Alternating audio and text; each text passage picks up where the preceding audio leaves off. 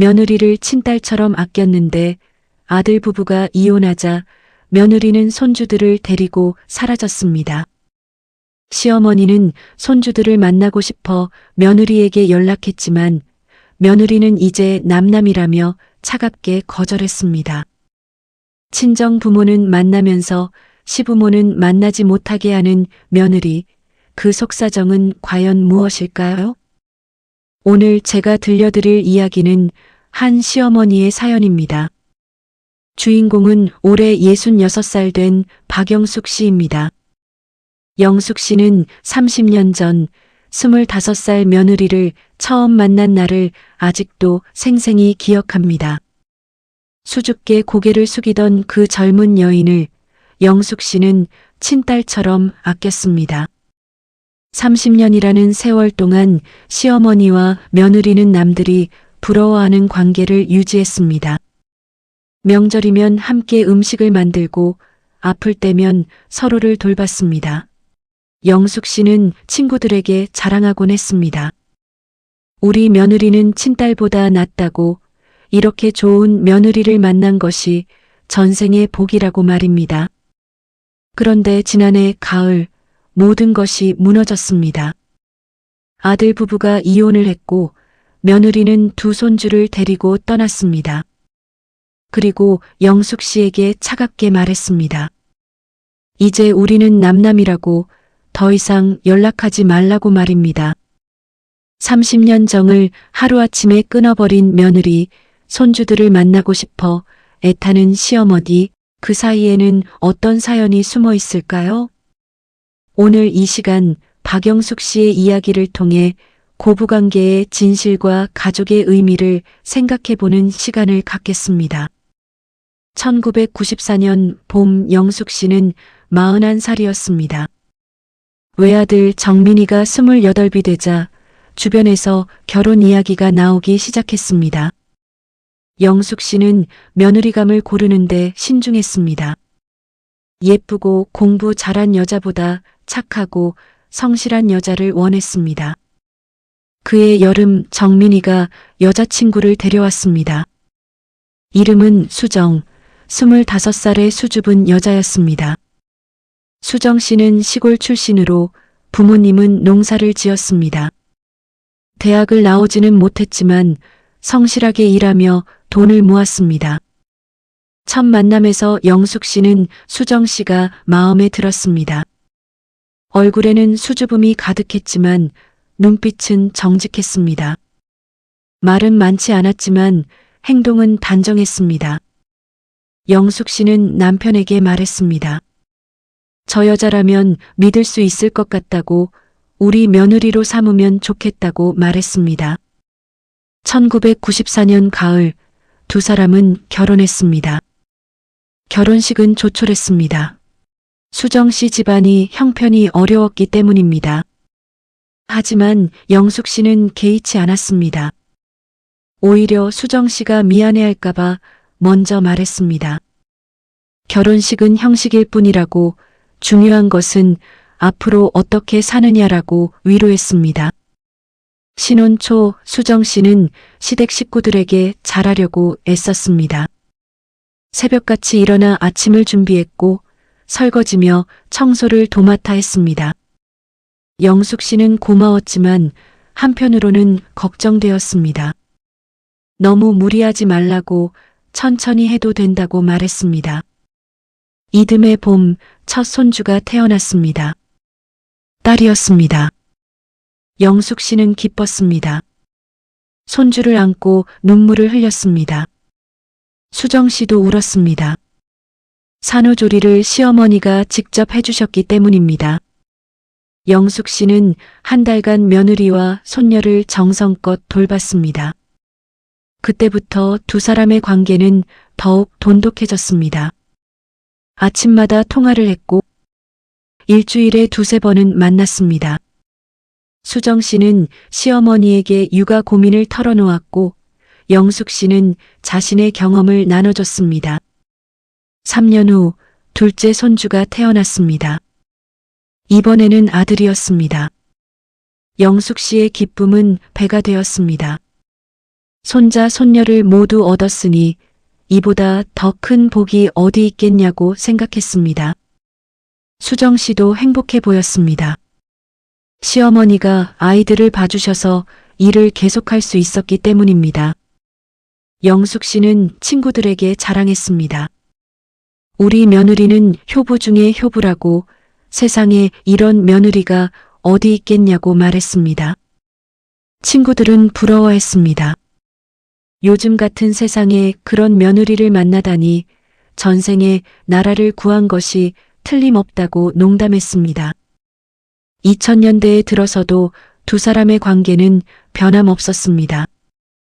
손주들이 자라면서 영숙 씨의 역할은 더 커졌습니다.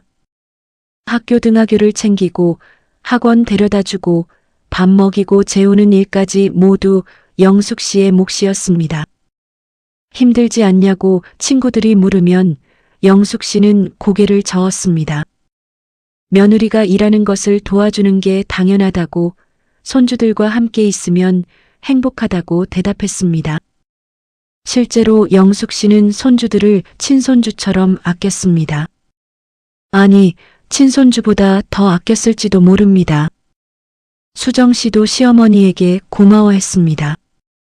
명절 때마다 선물을 사왔고 어머니의 날이면 꼭 카네이션을 달아드렸습니다. 영숙 씨가 아프면 병원에 모시고 갔고 약을 지어다 드렸습니다. 두 사람은 정말 친모녀 같았습니다. 시간이 흘렀습니다. 손주들은 중학생, 고등학생이 되었습니다. 영숙 씨는 60을 넘겼고 수정 씨는 50대 중반이 되었습니다. 30년이라는 세월 동안 두 사람은 단 한 번도 크게 싸운 적이 없었습니다. 작은 의견 차이는 있었지만 늘 서로를 이해하고 양보했습니다. 영숙 씨는 생각했습니다. 자신은 정말 복받은 사람이라고, 이렇게 좋은 며느리를 만난 것이 인생 최고의 행운이라고 믿었습니다. 앞으로도 이 관계가 영원히 계속될 거라고, 죽을 때까지 며느리와 함께할 거라고 생각했습니다. 그런데 그것은 착각이었습니다. 아니, 어쩌면 영숙 씨만 그렇게 믿고 있었는지도 모릅니다. 폭풍은 예고 없이 찾아왔습니다. 2022년 여름, 이상한 징조들이 나타나기 시작했습니다. 아들 정민이의 표정이 어두워졌습니다. 예전에는 밝고 활발했던 아들이 요즘은 말수가 줄고 한숨만 늘었습니다. 영숙 씨가 물어도 아들은 그저 일이 힘들다고만 대답했습니다. 수정 씨도 달라졌습니다. 전화 통화가 짧아졌고 만나자는 제안을 자주 거절했습니다. 바쁘다는 핑계였지만 영숙 씨는 뭔가 이상하다고 느꼈습니다. 30년을 함께 지낸 사이라 작은 변화도 눈치챌 수 있었습니다. 그해 가을, 영숙 씨는 아들에게 직접 물었습니다. 혹시 며느리와 사이가 안 좋으냐고, 무슨 문제가 있으면 말하라고 다그쳤습니다. 아들은 한참을 망설이다가 입을 열었습니다. 사실 수정 씨와 몇 년 전부터 갈등이 있었다고, 요즘은 대화도 제대로 하지 않는다고 털어놨습니다. 영숙 씨는 깜짝 놀랐습니다. 겉으로 보기에는 아무 문제 없어 보였는데 이미 오래전부터 부부 사이에 금이 가 있었다는 것이 믿기지 않았습니다. 아들에게 자세히 물었습니다. 무엇이 문제냐고, 왜 진작 말하지 않았냐고 물었습니다. 아들의 이야기는 충격적이었습니다. 수정 씨가 5년 전부터 다른 남자와 가까워졌다는 것입니다. 처음에는 직장 동료로 시작했는데 점점 관계가 깊어졌다고 했습니다. 아들은 알면서도 참았습니다. 아이들 때문이었습니다. 이혼하면 아이들이 상처받을까봐 견뎠다고 했습니다. 영숙 씨는 믿을 수 없었습니다. 그 착하고 순한 며느리가, 30년을 함께한 며느리가 그럴 리 없다고 생각했습니다.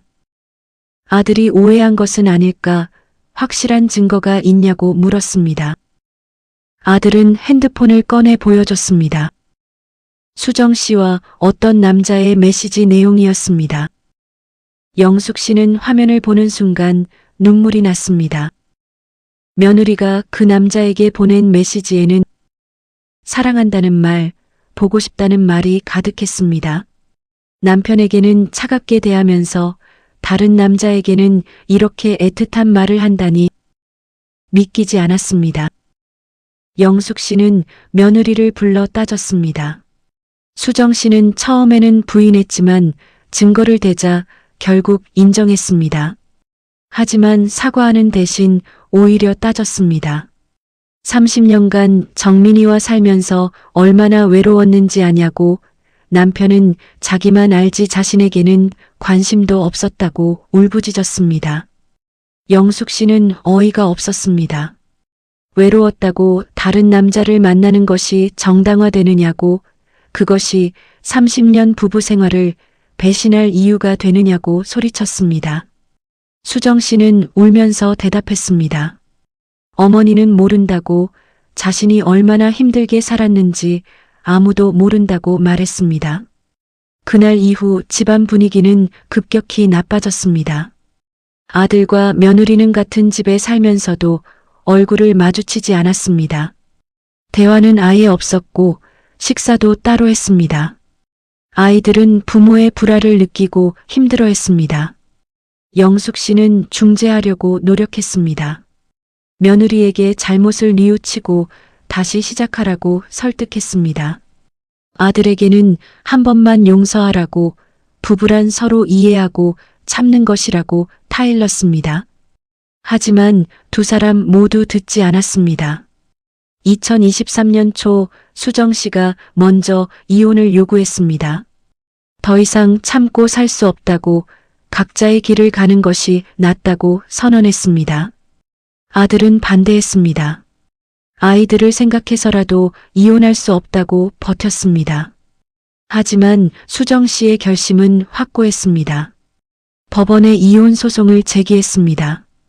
아이들의 양육권도 자신이 가져가겠다고 주장했습니다. 아들은 반대했지만 법은 주 양육자였던 어머니의 손을 들어줬습니다. 재판이 진행되는 동안 영숙 씨는 절망했습니다. 30년을 쌓아온 관계가 무너지는 것을 지켜봐야 했습니다. 며느리에게 애원했습니다. 아이들을 생각해서라도 다시 한번 생각해달라고, 이혼은 마지막 선택이어야 한다고 매달렸습니다. 하지만 수정 씨는 냉정했습니다. 이미 결정한 일이라고, 돌이킬 수 없다고 잘라 말했습니다. 심지어 시어머니에게도 차갑게 대했습니다. 예전처럼 다정하게 어머니라고 부르지도 않았고 최소한의 예의만 지킬 뿐이었습니다. 영숙 씨는 상처받았습니다. 30년간 친딸처럼 아꼈는데 이제 와서 이렇게 냉정할 수 있다는 것이 믿기지 않았습니다. 혹시 자신이 뭔가 잘못한 것은 아닐까, 며느리를 제대로 대하지 못한 것은 아닐까 자책했습니다. 그해 가을, 이혼이 확정되었습니다. 아이들의 양육권은 수정 씨에게 갔습니다. 아들은 한 달에 2번 아이들을 만날 수 있었습니다. 재산은 반반 나눴고 아들은 위자료까지 지급해야 했습니다. 이혼 판결이 나던 날 수정 씨는 아이들을 데리고 집을 나갔습니다. 영숙 씨는 손주들을 붙잡고 울었습니다. 할머니를 잊지 말라고, 자주 전화하라고, 보고 싶으면 언제든 오라고 당부했습니다. 손주들도 울었습니다. 할머니와 헤어지기 싫다고, 계속 함께 살고 싶다고 매달렸습니다. 하지만 수정 씨는 단호했습니다. 아이들의 손을 잡고 집을 나섰습니다. 뒤도 돌아보지 않았습니다. 영숙 씨는 그날의 뒷모습을 평생 잊을 수 없을 것입니다. 이혼 후 한 달이 지났습니다. 영숙 씨는 손주들이 너무 보고 싶었습니다. 매일 밤 손주들 생각에 잠을 이룰 수 없었습니다. 아침에 깨면 손주들을 학교에 보내던 일상이 그리웠고, 저녁이면 손주들과 함께 저녁을 먹던 시간이 그리웠습니다. 영숙 씨는 수정 씨에게 전화했습니다. 손주들과 통화하고 싶다고 잠깐만 목소리라도 들려달라고 부탁했습니다. 하지만 수정 씨의 대답은 차가웠습니다. 아이들이 지금 공부 중이라고 나중에 다시 연락하겠다고 말하고는 전화를 끊어버렸습니다. 며칠 후 다시 전화했습니다. 이번에는 수정 씨가 전화를 받지 않았습니다. 문자 메시지를 보냈지만 답장이 없었습니다. 영숙 씨는 불안했습니다. 혹시 손주들에게 무슨 일이 생긴 것은 아닐까, 아프거나 다친 것은 아닐까 걱정되었습니다. 2주 후 영숙 씨는 직접 수정 씨의 집으로 찾아갔습니다. 손주들이 보고 싶어서 참을 수 없었습니다. 문 앞에서 초인종을 눌렀지만 아무도 나오지 않았습니다. 분명 집에 사람이 있는 것 같은데 일부러 문을 열어주지 않는 것 같았습니다. 1시간을 기다렸습니다. 그러자 수정 씨가 나왔습니다. 하지만 표정은 싸늘했습니다. 왜 허락도 없이 찾아왔느냐고, 미리 연락하고 와야 하는 것 아니냐고 따졌습니다. 영숙 씨는 당황했습니다. 30년간 자유롭게 오가던 사이였는데 이제는 허락을 받아야 한다니 믿기지 않았습니다. 영숙 씨는 손주들을 만나고 싶다고 잠깐만 얼굴이라도 보게 해달라고 애원했습니다. 하지만 수정 씨는 고개를 저었습니다. 아이들은 지금 학원에 갔다고, 오늘은 만날 수 없다고 말했습니다. 그러면서 덧붙였습니다. 앞으로는 미리 약속을 잡고 오라고, 갑자기 찾아오면 곤란하다고 말했습니다. 영숙 씨는 서러웠습니다. 마치 남의 집에 찾아온 손님 취급을 받는 것 같았습니다. 30년을 함께한 사이가 하루아침에 이렇게 변할 수 있다는 것이 슬펐습니다. 눈물을 참으며 집으로 돌아왔습니다. 그날 밤 영숙 씨는 아들에게 전화했습니다. 며느리가 너무하다고, 손주들을 만나게 해주지 않는다고 하소연했습니다. 아들도 답답해했습니다. 자신도 한 달에 2번밖에 못 만난다고, 수정 씨가 아이들을 독점하려 한다고 말했습니다. 일주일 후 영숙 씨는 다시 수정 씨에게 연락했습니다. 이번에는 문자로 정중하게 부탁했습니다. 이번 주말에 손주들을 만날 수 있냐고, 밥이라도 같이 먹고 싶다고 메시지를 보냈습니다. 하지만 수정 씨의 답장은 더 차가웠습니다. 어머님, 죄송하지만 아이들이 요즘 바쁩니다. 학원도 다니고 과외도 받아서 시간이 없어요. 그리고 솔직히 말씀드리면 이제 우리는 남남입니다. 정민 씨와 제가 이혼했으니 어머님과 저도 더 이상 고부관계가 아닙니다. 물론 아이들의 할머니신 것은 맞지만 너무 자주 만나는 것은 아이들에게도 혼란을 줄 수 있습니다. 영숙 씨는 그 문자를 읽고 가슴이 무너지는 것을 느꼈습니다. 남남이라는 말, 더 이상 고부관계가 아니라는 말이 가슴에 비수처럼 꽂혔습니다. 30년의 세월이 함께 나눈 기쁨과 슬픔이, 서로를 향한 애정이 이렇게 간단히 무너질 수 있다는 것이 믿기지 않았습니다. 영숙 씨는 다시 전화를 걸었습니다. 이번에는 간곡하게 부탁했습니다. 손주들만 만나게 해달라고. 수정 씨는 안 봐도 되니 아이들만 보내달라고 매달렸습니다. 하지만 수정 씨는 단호했습니다. 어머님, 제 말 못 들으셨어요? 아이들은 제가 키웁니다. 법원에서도 제 손을 들어줬어요. 양육권자는 접니다. 그러니 제가 허락하지 않으면 만날 수 없어요. 정민 씨도 한 달에 2번만 만나는데 어머님이 더 자주 만난다는 것은 형평성에 맞지 않습니다. 영숙 씨는 항변했습니다. 자신은 아이들을 키운 할머니라고, 아빠보다 더 많은 시간을 손주들과 보냈다고 말했습니다. 하지만 수정 씨의 대답은 냉정했습니다. 그건 과거의 일입니다.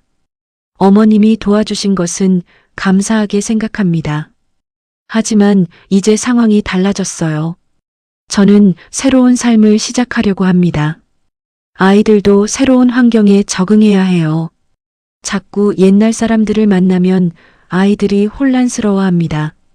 옛날 사람이라는 말에 영숙 씨는 충격을 받았습니다. 자신은 이제 옛날 사람이 된 것입니다. 30년을 함께한 가족이 하루아침에 과거의 인물이 되어버린 것입니다. 사부 마이너스 예상치 못한 진실, 약 25분. 영숙 씨는 포기하지 않았습니다. 변호사를 찾아가 상담을 받았습니다. 조부모에게도 손주를 만날 권리가 있는지 물었습니다. 변호사는 안타까운 표정으로 말했습니다. 법적으로는 양육권자의 동의가 필요하다고 강제로 만날 방법은 없다고 설명했습니다. 다만 한 가지 방법이 있다고 했습니다.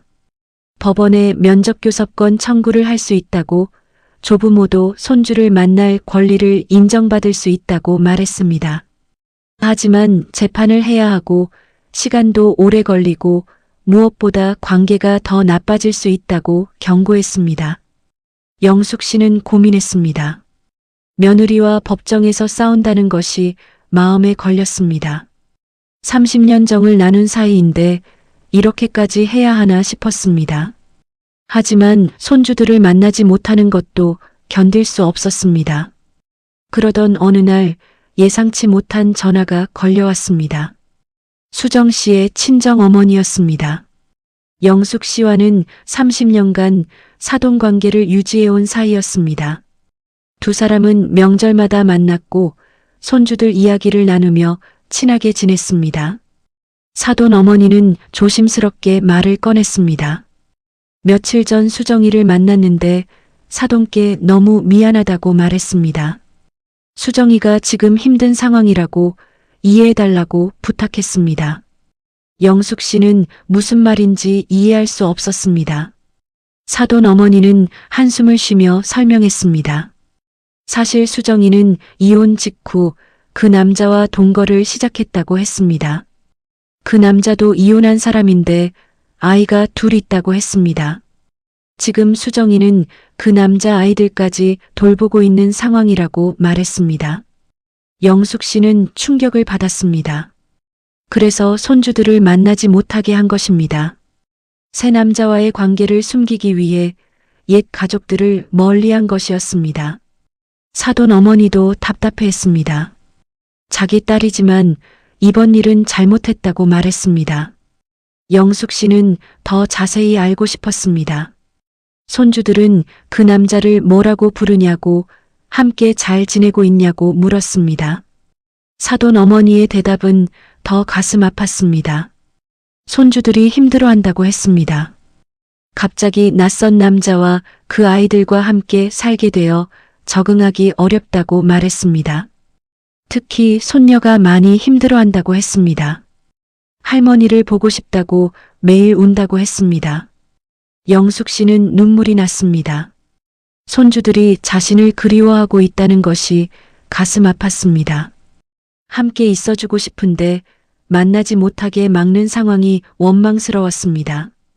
사돈 어머니는 조심스럽게 제안했습니다. 자기가 중간에서 다리를 놓아주겠다고 한번 만나서 이야기를 해보라고 권했습니다.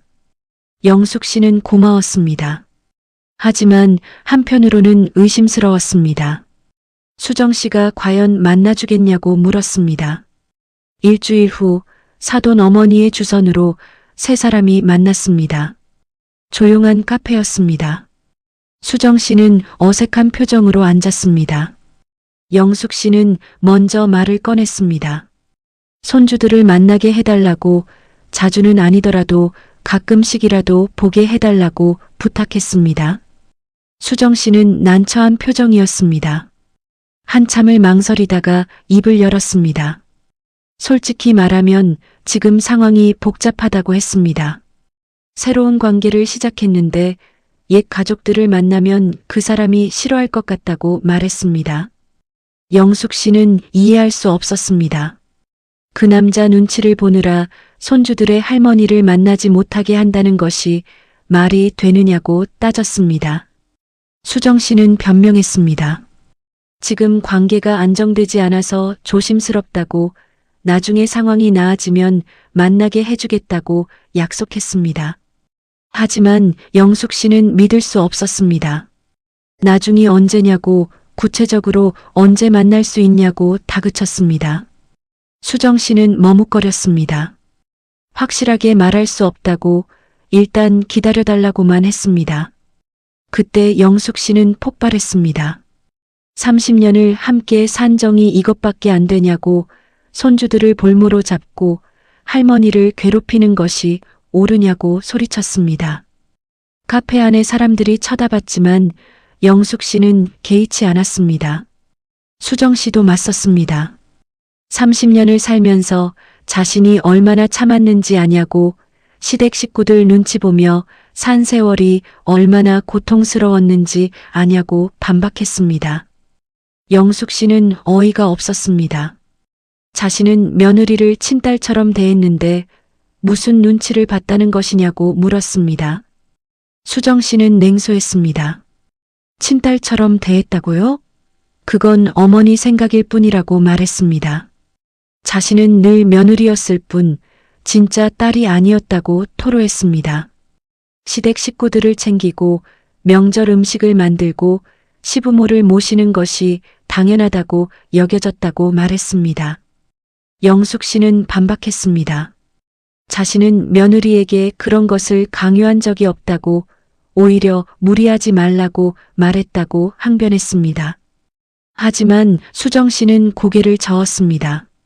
말로는 그렇게 했지만 분위기가 그랬다고 안 하면 안 될 것 같은 분위기였다고 말했습니다.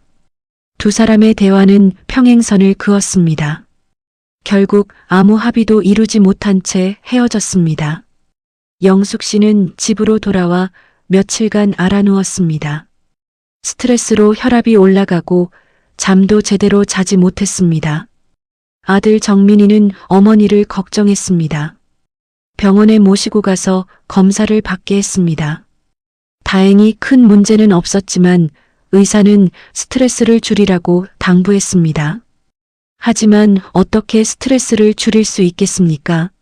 손주들을 보지 못하는 것이 가장 큰 스트레스인데 말입니다. 그러던 어느 날 손녀에게서 전화가 왔습니다. 영숙 씨는 너무 기뻐서 울음이 터졌습니다. 손녀는 울먹이며 말했습니다. 할머니 보고 싶다고, 할머니 집에 가고 싶다고 말했습니다. 영숙 씨는 위로했습니다. 할머니도 보고 싶다고 꼭 만나자고 약속했습니다. 손녀는 조심스럽게 말했습니다. 엄마 몰래 전화한 거라고, 엄마가 할머니한테 연락하지 말라고 했다고 털어놨습니다. 영숙 씨는 가슴이 아팠습니다. 손녀가 엄마 눈치를 보며 할머니에게 몰래 전화해야 하는 상황이 슬펐습니다. 손녀는 계속 말했습니다. 지금 집에 낯선 아저씨가 같이 산다고, 그 아저씨 아이들도 같이 있다고 말했습니다. 자기는 그 아이들이 싫다고, 자기 방도 뺏겼다고 울먹였습니다. 영숙 씨는 분노가 치밀었습니다. 자기 딸들은 제대로 돌보지 않으면서 다른 남자 아이들을 챙긴다니 이해할 수 없었습니다. 전화를 끊기 전에 손녀가 물었습니다. 할머니, 언제 만날 수 있어요? 영숙 씨는 대답하지 못했습니다. 언제 만날 수 있을지 자신도 모르기 때문입니다. 그저 곧 만나자고 할머니가 방법을 찾아보겠다고만 말했습니다. 그날 밤 영숙 씨는 결심했습니다. 법적 수단을 동원하기로 마음먹었습니다. 더 이상 참을 수 없었습니다. 손주들이 힘들어하는데 가만히 있을 수 없었습니다. 다음 날 변호사 사무실을 찾아갔습니다. 면접교섭권 청구 소송을 준비하기로 했습니다. 변호사는 성공 가능성이 있다고 말했습니다. 특히 손주들이 할머니를 원하고 오랫동안 함께 살았다는 점이 유리하게 작용할 것이라고 설명했습니다. 하지만 한 가지 문제가 있었습니다. 손주들의 의견을 들어야 한다는 것입니다. 법원에서 아이들을 만나 직접 물어볼 것이라고 했습니다. 아이들이 할머니를 만나고 싶다고 말하면 승소 확률이 높지만 만약 엄마 편을 들면 어렵다고 경고했습니다. 영숙 씨는 걱정되었습니다. 손주들이 엄마 눈치를 봐서 진실을 말하지 못하면 어떡하나 싶었습니다. 특히 손자는 아직 어려서 엄마 말을 따를 가능성이 높았습니다. 소송이 시작되었습니다. 수정 씨는 변호사를 선임해서 맞섰습니다. 수정 씨 측 주장은 명확했습니다. 아이들이 새로운 환경에 적응하는 중인데 옛 가족들을 만나면 혼란스러워한다는 것이었습니다. 그리고 시어머니가 아이들에게 엄마를 나쁘게 말할까봐 걱정된다고도 주장했습니다. 영숙 씨는 억울했습니다. 자신은 한 번도 며느리 욕을 아이들 앞에서 한 적이 없었습니다. 아무리 화가 나도 아이들 앞에서는 참았습니다. 엄마는 엄마니까 아이들이 엄마를 미워하게 만들고 싶지 않았습니다. 재판은 몇 달간 이어졌습니다. 양측은 증거를 제출하고 증인을 내세웠습니다. 영숙 씨는 그동안 손주들과 찍은 사진들을 제출했습니다. 수백 장의 사진에는 행복한 할머니와 손주들의 모습이 담겨 있었습니다. 이웃 사람들도 증인으로 나섰습니다. 영숙 씨가 얼마나 헌신적으로 손주들을 돌봤는지 증언했습니다. 비가 오나 눈이 오나 손주들을 학교에 데려다주고 아플 때 병원에 데려가고 밤늦게까지 숙제를 도와주던 모습을 기억하는 사람들이었습니다. 드디어 아이들을 만나는 날이 왔습니다. 법원의 조사관이 아이들을 따로 만나서 의견을 들었습니다. 영숙 씨는 밖에서 기다리며 가슴을 졸였습니다. 손주들이 진실을 말해주기를 간절히 바랐습니다. 1시간 후 조사관이 나왔습니다. 표정으로는 결과를 알 수 없었습니다. 조사 내용은 재판에서 공개될 것이라고만 말했습니다. 영숙 씨는 불안했습니다. 손주들이 무슨 말을 했을까? 자신을 만나고 싶다고 했을까? 아니면 엄마 편을 들었을까 궁금했습니다. 2주 후 판결이 나왔습니다. 판사는 조사 결과를 공개했습니다. 손녀는 할머니를 만나고 싶다고 명확히 말했다고 합니다. 할머니와 함께 있으면 행복하다고 자주 만나고 싶다고 표현했다고 했습니다. 하지만 손자는 달랐습니다. 처음에는 할머니를 만나고 싶다고 했지만 엄마가 속상해할 것 같다고 말했다고 합니다. 엄마와 할머니 사이에서 고민하는 모습이 역력했다고 판사는 설명했습니다. 판사는 최종 판결을 내렸습니다. 영숙 씨에게 한 달에 한 번 손주들을 만날 권리를 인정한다고 선고했습니다. 다만 만남은 중립적인 장소에서 이루어져야 하고 시간은 4시간으로 제한한다고 덧붙였습니다. 영숙 씨는 기뻤지만 완전히 만족스럽지는 않았습니다. 한 달에 한 번, 그것도 4시간만 만날 수 있다니 너무 짧았습니다. 예전에는 매일 함께 살았는데 이제는 한 달에 한 번만 볼 수 있다는 것이 슬펐습니다. 판결 후 첫 만남이 잡혔습니다. 장소는 시내의 한 카페였습니다. 영숙 씨는 일찍 도착해서 기다렸습니다. 가슴이 두근거렸습니다. 몇 달 만에 보는 손주들이었습니다. 시간이 되자 수정 씨가 아이들을 데리고 왔습니다. 손주들은 할머니를 보자마자 달려왔습니다. 특히 손녀는 영숙 씨를 껴안고 울었습니다. 할머니 보고 싶었다고 매일 생각했다고 말했습니다.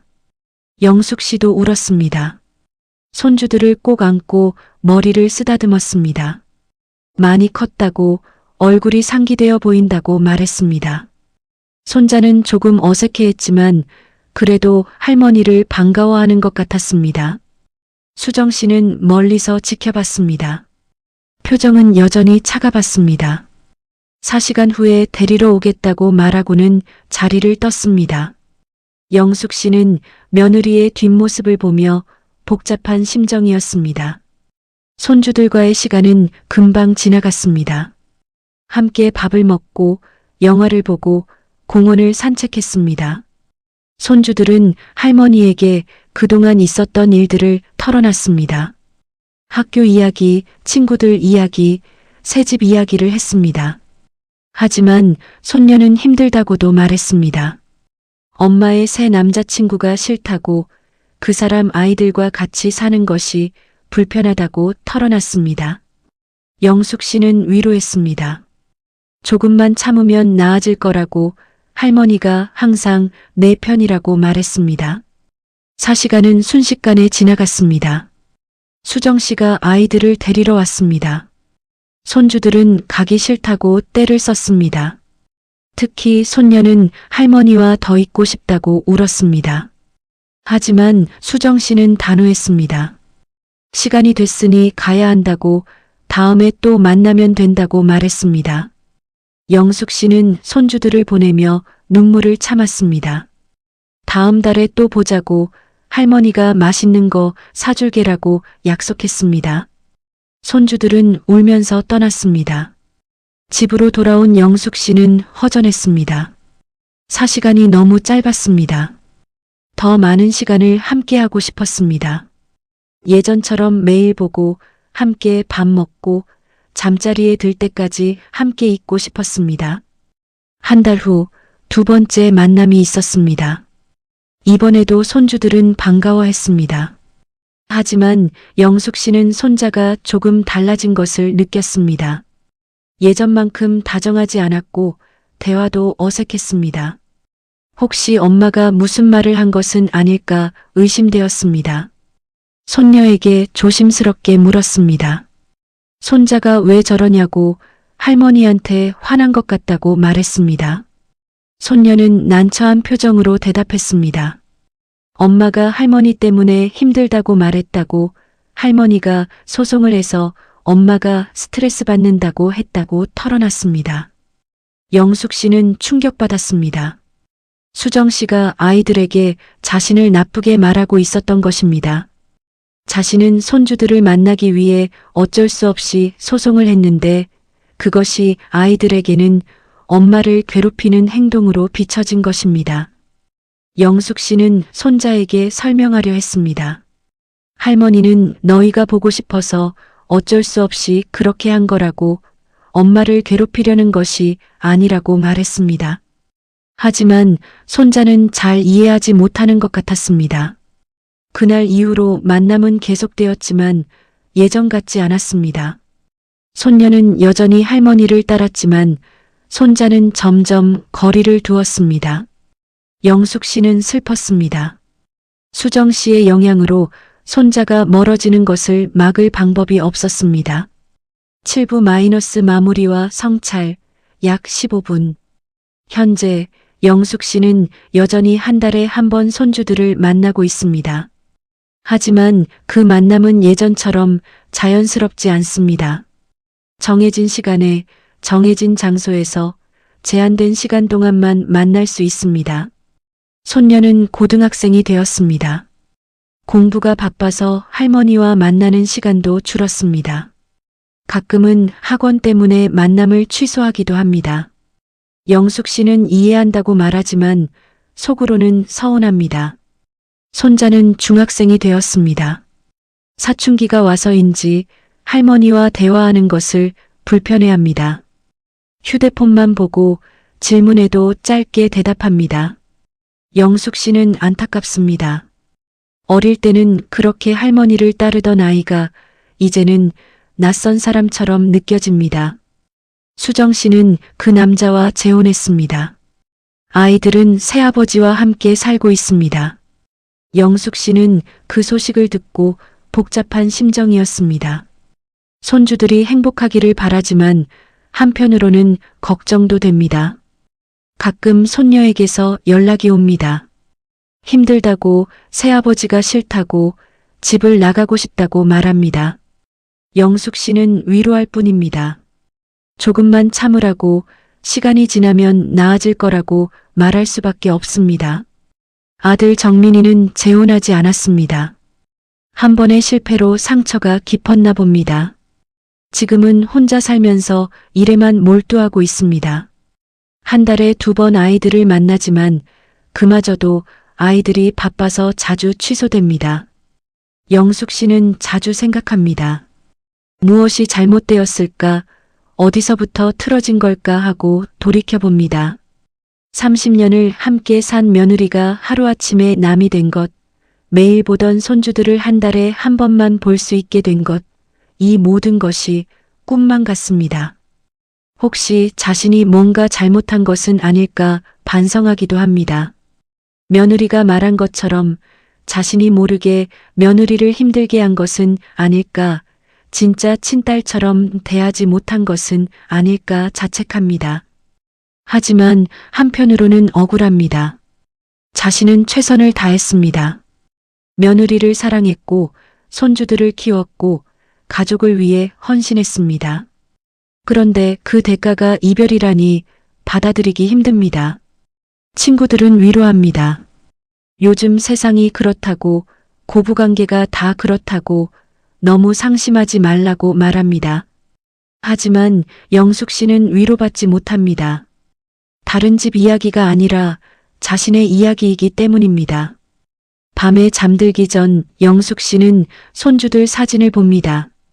어렸을 때 사진, 함께 웃던 사진, 행복했던 순간들이 담긴 사진을 보며 눈물을 흘립니다. 그 시절로 돌아갈 수 없다는 것이 슬픕니다. 가끔 거리에서 할머니와 손주가 함께 걷는 모습을 보면 부럽습니다. 자연스럽게 손을 잡고 웃으며 대화하는 모습이 그립습니다. 자신도 예전에는 그랬었는데 이제는 그럴 수 없다는 것이 한스럽습니다. 엔딩 마이너스 약 5분.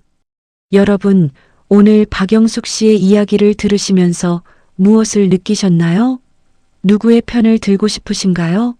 시어머니의 입장이 이해되시나요? 아니면 며느리의 선택이 공감되시나요? 사실 이 이야기에는 정답이 없습니다.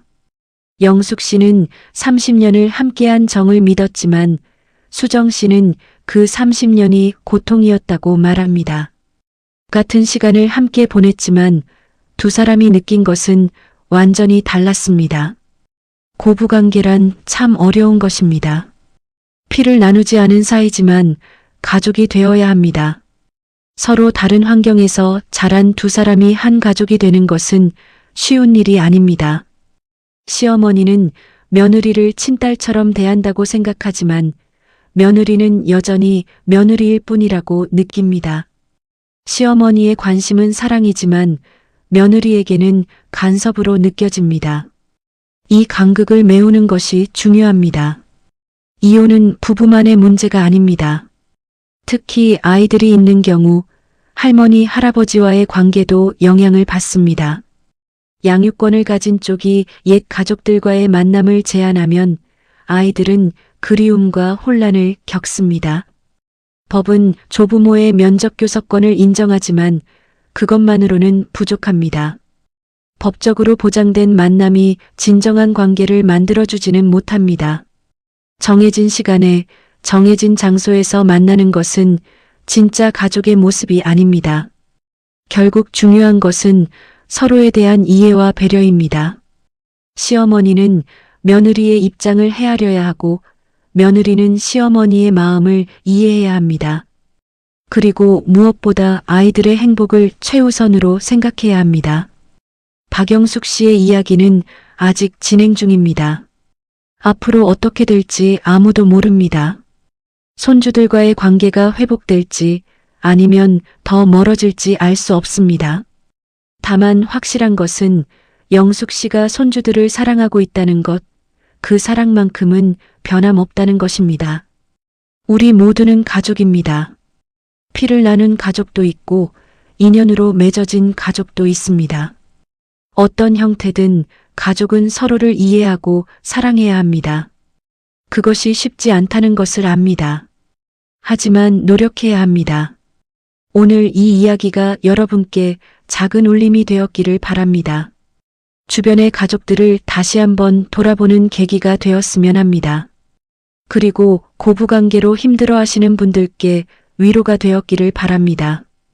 긴 시간 함께 해주셔서 감사합니다. 여러분 모두 사랑하는 가족들과 행복한 시간 보내시기를 바랍니다. 서로를 이해하고 용서하고 사랑하는 하루가 되시길 기원합니다. 안녕히 계십시오.